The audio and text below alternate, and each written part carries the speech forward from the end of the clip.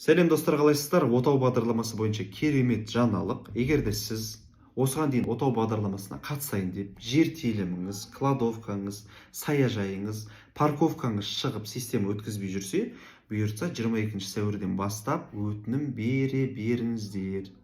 Барша жақындарға, таныстарға, группаларға таратыңыздар. Сіздерге өтінім беруге рұқсат етті. Себебі тұрғын үй қатынастары заңына сәйкес бағанағы атап өткен мәселелер тұрғын үй жайына жатпайды. Қосымша, кімде доля в приватизированном жилище бар, сол кісілер де қатыса бересіздер. Приватизированный жилище дегеніміз не? Тұрғын үй қатынастары заңына сәйкес. Яғни бұрын Ұлы Отан соғысына қатысқан жандарға, немесе теңестірілген жандарға, Семей маңында тұрған жандарға, бұрынғы білесіздер, белгілі бір жағдайларға байланысты Чернобыльға барып, бағанағы ликвидация АЭС-қа қатысқан жандарға көмектесіп, қосымша 20 жылдан астам мемлекетке қызмет етіп, бағанағы военныйлар в услуге лет жасап пенсияға шығушы еді ғой.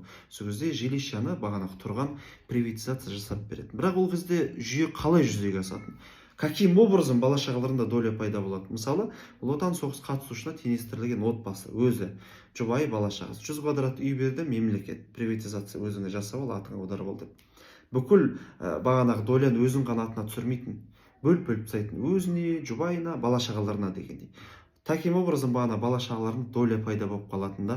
Енді ол кісілер енді отауға заявка берейін десе, соңғы мысалы доляны алып тастап, даже әкесіне қайтып беріп қойса да, өтінім берейін десе, соңғы 5 жылдың ішінде доля шығып тұр. Немесе әкесіне бермеген долясы өзінде болып тұрса, тағы өтінім берейін десе, тағы да мүмкіндік болмай тұр. Осы сәтті ескеріп, отбасы банк кімде бағана приватизированный жилище доля бар, сол кісілерге өтінім бере берсеңіздер болады деп хабарлады. Түсіністір ғой, приватизация жилище дегеніміз. Сол достар, үлкен өтініш, барша чат группаларға таратыңыздар. Азақ уақыт қалды отау бағдарламасының бітуіне. Көптеген жандар естісін, мүмкін біреу уже шаршап кетіп, ой, менде паркинг бар, бағана жер бар, өтінім бергізбейді деп мүлде үмітін үзіп тастаған шығар. Үміт өтін жайық ағайындар. Жақсы сау саламатта болыңыздар.